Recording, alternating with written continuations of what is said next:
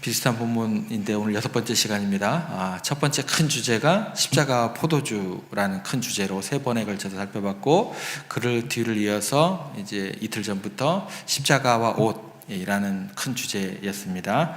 그리고 이제 십자가와 옷 주제로 이제 오늘이 마지막 시간입니다. 첫 번째 시간에 십자가와 옷을 통해서 십자가의 그 숭고한 사명 또 의미 다 내팽개치고 옷을 차주하라는 그 인간의 탐욕, 그 소유에 대한 그 내용을 살펴봤고, 두 번째 시간에는 어제는 가장 가까운 발치에 있었던 역사상 예수님하고 그렇게 그 은혜의 또 구원의 사건 가운데 가까운 사람들은 군병들이었죠. 바로 십자가 발치 아래까지 가 있었으니까. 그리고 이제 그 가까운 곳에서 쏟아지는 그 은혜의 폭포수, 또 보혈의 은혜 전혀 생각지도 못하고 볼 생각도 못하고 그렇게 누리지 못했던, 그리고 보지 못했던 그 이면에는 뭐예요? 땅에 떨어져 있는 옷가지 하나 어떻게 하면 내가 누릴까 가질까, 그것만 바라봤던 인간들의 영적 무지함에 대해서 생각을 해봤고, 오늘은 이제 24절 이제 그 내용 가지고 마지막 대조를 좀 생각해 보려고 합니다. 24절 보시면 십자가에 못 박고 그 옷을 나눌세 누가 어느 것을 가질까 하여 제비를 뽑더라. 이제 마지막 부분에 나오는 제비를 뽑더라라는 그것을 좀 주목해 보겠습니다. 그래서 이 제비를 뽑는다라는 그 구절을 가지고 종교적 유희를 즐기고 있느냐, 아니면 진짜 생명을 구하고 있느냐, 이 내용. 그래서 오늘 말씀의 제목은 종교적 유희인가 생명인가 라는 제목으로 함께 은혜를 나누고자 합니다. 우주적인 구원이 이루어지는 가장 처절한 십자가에서 생명에 대한 애통함이 예수님은 가득한데, 그 밑에 있는 군병들은 없죠. 그냥 기계적으로 제비만 뽑고 있는 그 군병들의 모습과 또 한 영혼을 구원하기 위해서 마지막 물과 피를 다 쏟으시는, 모든 것을 던지시는 예수님의 모습을 이제 비교하면서 은혜를 나누겠습니다. 자, 골고다 언덕을 다시 한번 머릿속에 그려보시길 바랍니다. 지금 십자가 위에서 죄가 없으신 하나님의 아들이 물과 피를 쏟으며 서서히 이제 죽어가고 계시는 거예요. 그리고 숨을 한 번 쉴 때마다 어떤 일이 벌어질까요? 못 박힌 손목과 발목, 뼈가 어그러지겠죠. 그리고 살이 찢겨져 나가는 처절한 고통 가운데 있습니다. 이것은 단순히 한 청년의 죽음이 아니죠. 아담 이후로 쌓여왔던 온 인류의 죄악이 씻겨나가는 인류 역사상 가장 심각한 시간이고 장엄한 시간이고 가장 긴박한 구원의 현장이 되는 겁니다. 그런데 바로 그 지점 십자가 아래에서 로마 군병들이 지금 하고 있는 건 뭐예요? 예수님의 옷을 누가 차지할 것인가 제비 뽑기를 하고 있다라는 거예요. 죽어가는 생명을 향한 그 어떤 애통함도 눈물도 없어요. 이게 이제 인류 구원의 사건이라는 것을 빼놓고 놔도 여러분들 사람이 죽어가고 있어요. 그 밑에서 희희낙낙할 수 있냐는 거예요. 여러분들 조심하셔야 돼요. 크리스찬들은요, 이 사람이 믿는 사람이건 믿지 않는 사람이건 사람이 죽어가고 있는데, 그 사람은요, 하나님께서 어떻게 해서든지 믿는 백성으로 구원하기 위해 누구를 보내신 사람이에요?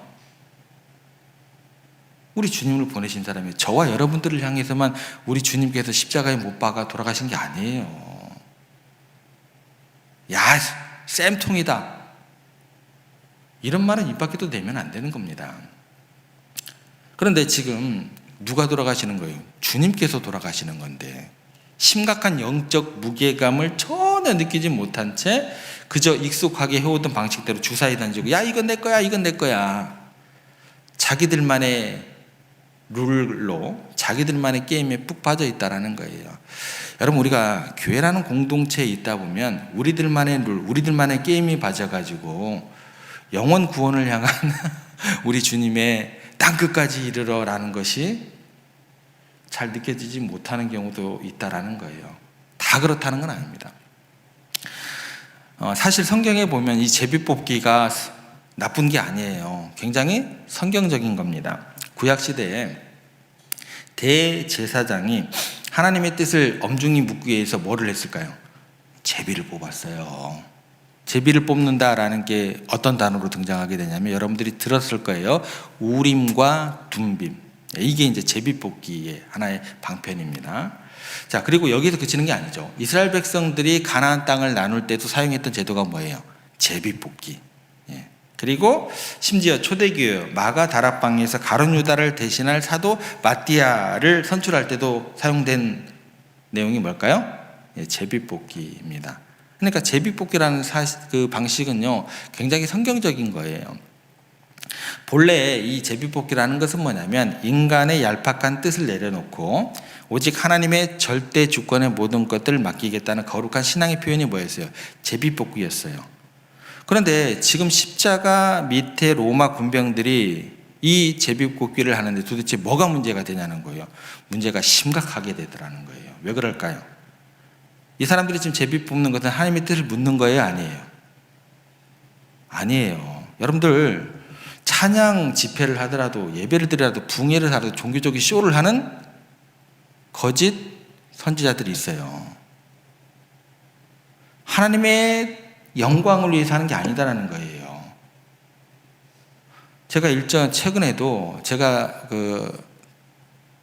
같이 공부한 신대원 동기가 목회하는 교회 이전 목사예요. 사기꾼이에요. 근데 사기꾼을 치고 도망갔어요. 근데 어디에서 교회를 하나 그럴듯하게 차렸대요. 그런데 그 교회의 거점을 삼고 또 어디도 진주 쪽에 가가지고 어디 기도처에 가가지고 거기에서 또 사기를 치고 있어요. 노래도요 막 땀이 흥건히 젖어가지고 땀이 흠뻑 젖어가지고 와이셔츠 딱 이렇게 입고 노래도 어떻게 잘하는지 뽕짝 가수가 울고 갈 정도예요. 예수 유튜브에 그렇게 나와요. 우리 친구 목사님이 이렇게 활동하고 있을 줄 몰랐다라는 거예요.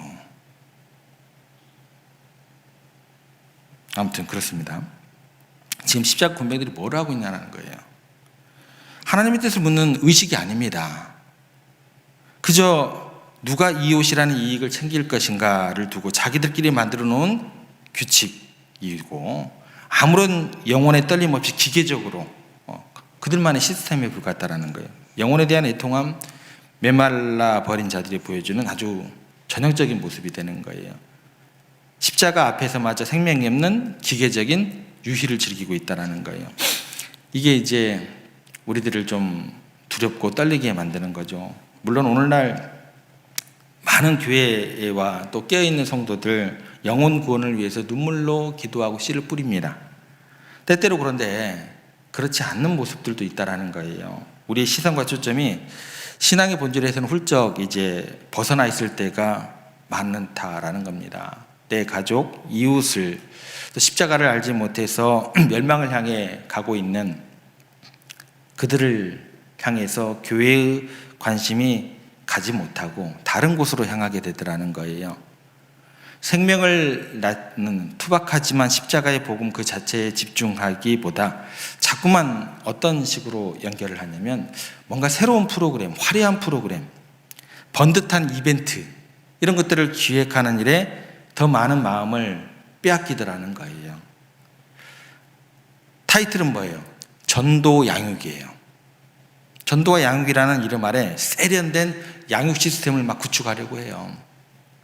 더 많은 행사를 만들려고 해요. 수많은 시간과 회의를 쏟아부어요. 그래서 우리가 만들어 놓은 이 프로그램이 얼마나 잘 돌아가는지 이제 어떻게 하냐면 다른 교회에 자랑을 하고 싶어 해요. 그게 뭐가 되는 줄 아세요? 돈이 돼요. 우리 교회가 이렇게 잘하고 있습니다. 그래서 막 세미나를 해요. 막 초청을 하고. 그래서 뭐예요? 가서 딱 모이겠으면 뭔 줄 아세요? 야, 막 서로 박수 쳐요. 막 평가를 해요. 이게 뭡니까? 그러다 보니까 이제 어떻게 되냐면 정작 죽어가는 영혼을 가슴에 품고 눈물을 흘리면서 씨를 뿌리던 그 원초적인 생명의 열정, 그 전도에 대한 애통함은 그 자리를 잃어버리게 돼요. 하나의 프로그램으로 대체가 되는 거예요.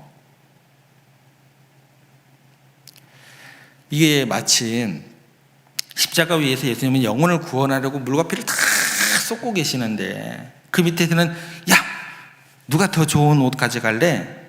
야, 우리의 제비뽑기 방식이 얼마나 합리적인 줄 알아? 얼마나 이렇게 모든 사람들의 불평을 잠재우는 것인 줄 알아? 그렇게 생명력 잃은 그 기계적인 룰에 갇혀 있었던 로마 군병들의 모습과 도대체 무엇이 다른지 저는 모르겠어요. 교회의 본질은요, 생명입니다. 한 영혼의 구원이에요. 성경적인 제비뽑기가 있습니다. 교회 프로그램이나 양육 시스템 자체가 나쁘다는 게 결국 아니에요. 그런데 화려한 기획과 이벤트 안에 한 영혼을 살려내고자 하는 예수 그리스도의 그 처절한 눈물과 피가 빠져버렸다고 한다면, 한 영혼을 향한 나의 어떤 그 시간의 헌신, 또 기도의 어떤 그 시간, 이게 없다고 한다면 신방 뭐하러 합니까? 그렇죠.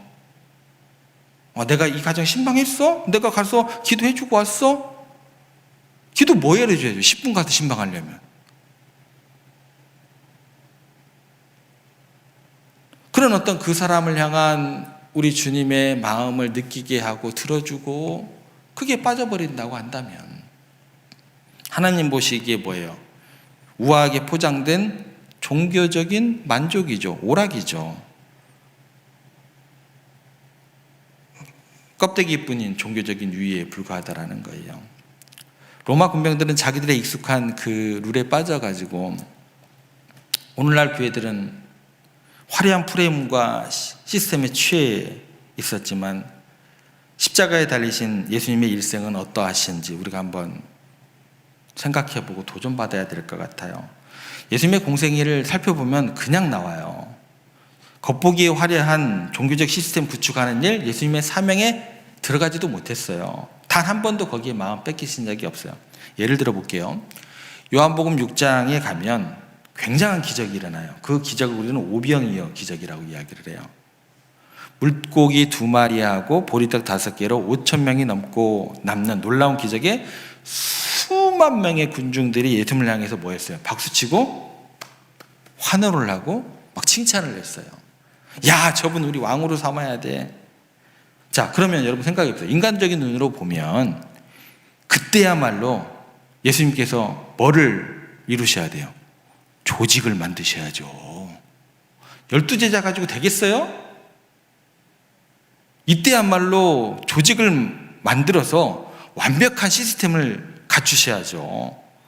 그러면 어떻게 돼요? 막 수많은 사람들을 끌어모을 수 있는 절호의 기회가 되는 거잖아요. 얼마나 좋은 기회예요. 그런데 예수님께서 그 밤에 어떻게 하시는 줄 여러분들 아시잖아요. 그 모든 박수와 환호를 뒤로 하고 홀로 도망가 버리셨어요. 산으로 가셔서 기도하셨습니다. 그리고 그 다음날 사람들이 막 찾아왔어요. 그 사람들에게 뭐라고 얘기를 하냐면 내 살을 먹고 내 피를 마시는 자는 영생을 가졌고, 주님의 뜻은 분명했습니다. 너희는 썩어질 떡, 화려한 이벤트를 구하여 나를 찾아왔구나. 나는 너희를 만족시키는 종교적인 오락거리가 아니다. 나는 십자가에서 내 살을 찢고 피를 흘려 너희들의 영혼을 살릴 뭐다? 생명의 떡이다. 찬물을 쫙 찌그러버렸죠. 냉수 마시고 속 차려 이 녀석들아. 그 얘기죠. 사람들이요, 이 말씀을 듣고 실망하여 다 떠나갈지라도 개의치 않으셨어요.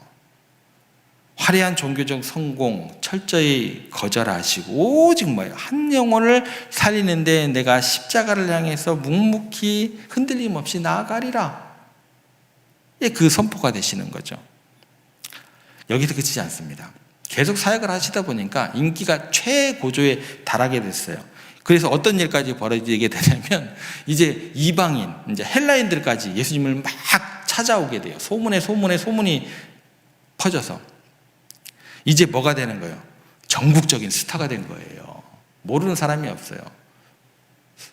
임영웅? 예. 임영웅이 저는 그렇게 유명한 사람인 줄 몰랐어요. 예. 전국적인 스타가 된 거예요. 모두가 부러워할 만한 거대한 거예요. 전국적인 시스템. 막 지부를 만들 수 있고 그런 영광의 순간이 이제 찾아오게 되었어요. 그때 예수님께서 뭐라고 대답하는 줄 아세요? 찾아온 사람들에게 내가 진실로 한 번도 아니에요. 진실로 너희에게 이르노니 한 알의 밀이 땅에 떨어져 죽지 아니하면 한 알 그대로 있고 죽으면 많은 열매를 맺느니라. 죽겠대요. 여러분, 예수님의 시선은요, 단 한 번도 흘린 적이 없어요. 내가 세운 이 사역이요, 사람들 보기에 얼마나 대단한가, 우리의 룰과 프로그램이 얼마나 세련되어 있는가, 이것은 예수님께 전혀 중요한 것이 아니었습니다. 어떻게 하면 저 지옥으로 간 영혼들을 구원할까? 어떻게 하면 내 몸을 한 알의 밀알처럼 땅에 썩어지게 심어서 수많은 생명들을 구원해낼까? 온통 주님은 화려한 껍데기가 아니라 투박하지만 보혈이 흐르는 생명에만 초점을 맞추셨다라는 것 우리가 기억하셔야 돼요. 말씀을 정리하겠습니다. 사랑하는 성도 여러분, 예수님께서 우리에게 뭐라고 얘기를 하시냐면 근신하라, 깨어있으라 하신 말씀의 진짜 의미가 무엇인지 오늘 아침 다시 한번 돌아보시기를 바랍니다. 이것은 뭐냐면 교회 안에서 자꾸만 새롭고 자극적인 프로그램 만들어내라는 뜻이 아니에요. 우리끼리 모임을 하면서 연일 종교적인 오락에 빠져가지고 잠들지 말라는 거예요. 내 옆에 죽어가는 영혼이 있는데 십자가의 은혜로 살려내야 할 내 가족, 내 이웃이 있는데 어떻게 교회 안에서 우리 교회 양육 프로그램이 더 좋다?